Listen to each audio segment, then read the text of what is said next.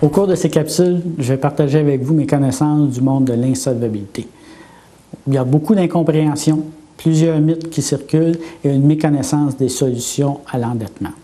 Je vais vous faire part des 7 mythes les plus fréquents et coûteux, des 6 solutions à l'endettement, des 4 questions à demander avant de rencontrer un consultant et de mes 4 recommandations.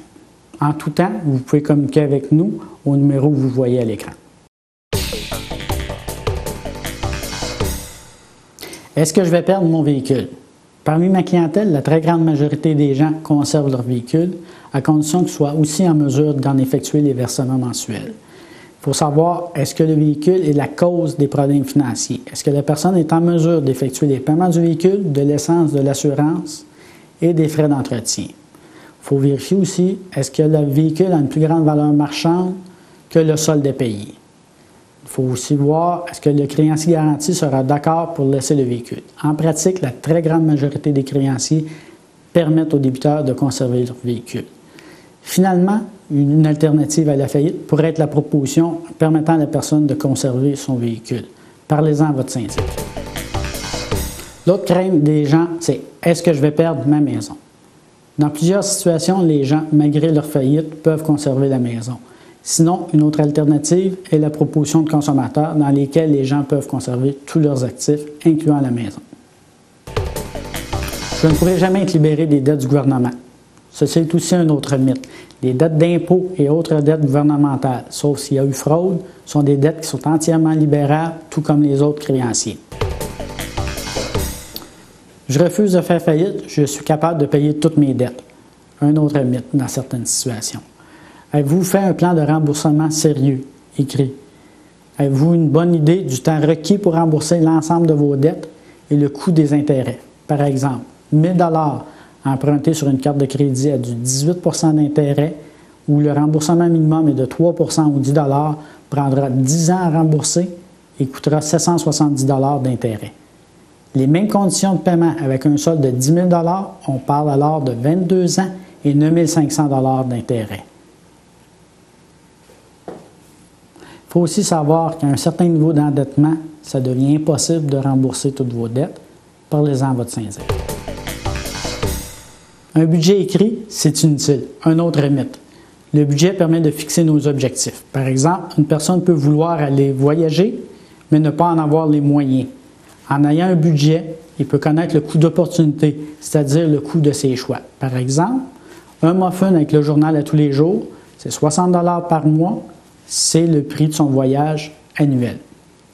On peut aussi établir à l'aide du budget nos revenus mensuels, inscrire les dépenses fixes, par exemple le loyer, estimer les autres dépenses. Il faut encore voir que dans les dépenses fixes, certaines dépenses peuvent être variables dans le temps. Par exemple, le véhicule, vous pouvez avoir un gros véhicule qui consomme beaucoup d'essence et avec de gros versements mensuels.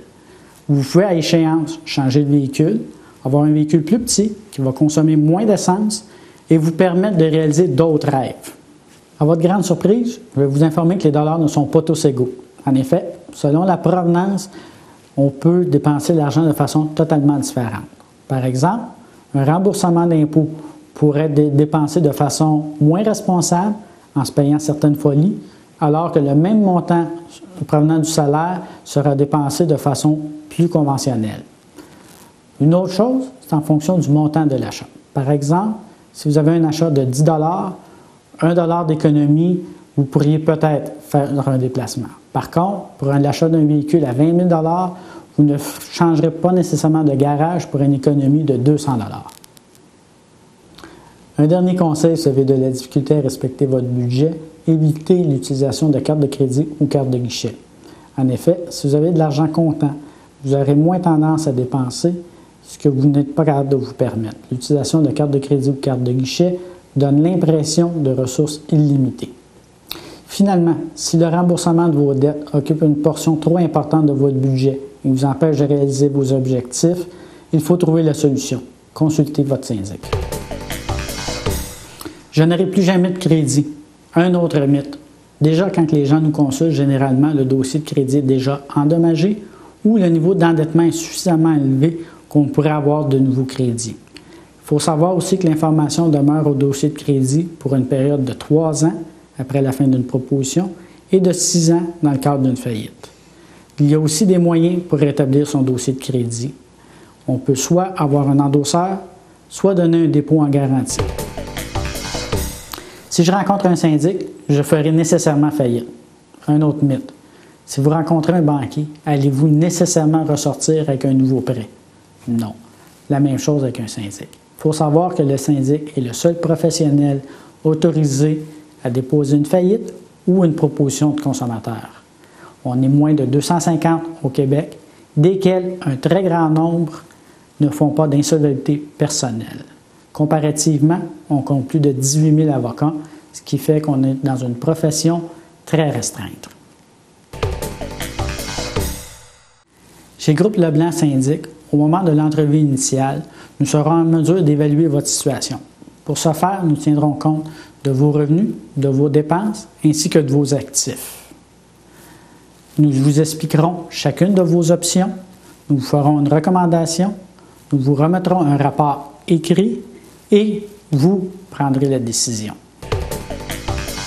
Pour obtenir les informations complètes vous permettant de reprendre le contrôle de vos finances et de votre vie, je vous invite à communiquer avec moi ou un membre de mon équipe. Notre numéro de téléphone sans frais est le 1-888-419-4236, par courriel info@groupeleblanc.com ou notre site internet www.det.ca.